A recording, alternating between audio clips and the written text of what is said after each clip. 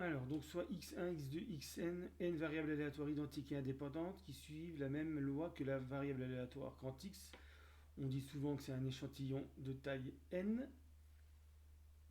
Ensuite, on note grand S égale x1 plus x2 plus xn, donc la somme des variables aléatoires. Et puis mn, c'est une sorte de moyenne, on fait Sn divisé par n. Et donc il faut calculer les espérances et les variances des variables aléatoires Sn et Mn. Donc Sn, je ne l'ai pas écrit, c'est ici. Voilà. Alors, on va utiliser quelques propriétés déjà démontrées. Donc, E de Sn, c'est E de x1 plus, etc. jusqu'à xn. Donc ça marche, on utilise la propriété, on généralise la propriété E de x plus y égale espérance de x plus espérance de y, qui marche même si x et y ne sont pas indépendantes. Donc là, ça va faire E de x1 plus E de xn. On généralise à n, c'est bon aussi. Donc ça va faire E de x plus, comme toutes les lois, les variables aléatoires suivent la même loi que x. On peut remplacer par espérance de x, il y en a n, donc ça fait bien n fois espérance de x.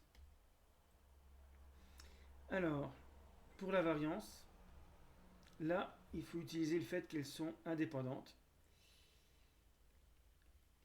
Et donc, dans ce cas-là, on a le droit d'écrire également que la variance de x1 plus x2 plus xn, c'est variance de x1 plus, etc., variance de xn.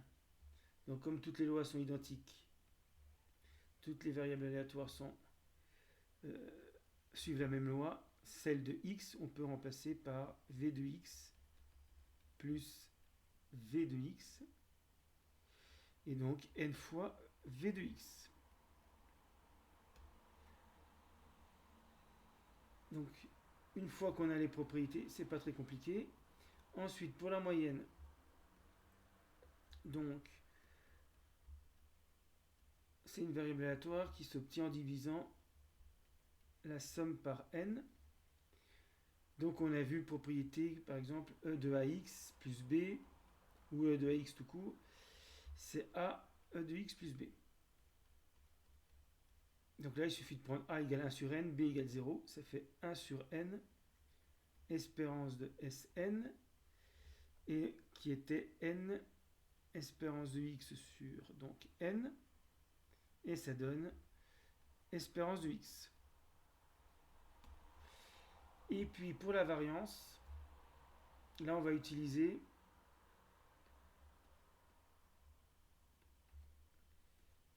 que la variance de AX, c'est A au carré, variance de x. Donc la variance de Mn, c'est la variance de Sn sur n. Donc là, le A, si on veut, c'est 1 sur n, ça fait 1 sur n carré, variance de Sn. Et comme la variance de Sn, c'est n variance de x, divisé par n carré, finalement, on obtient que la variance de Mn, c'est la variance de x sur n. Donc voilà, ces résultats sont obtenus facilement à partir des propriétés précédemment démontrées sur l'espérance et la variance.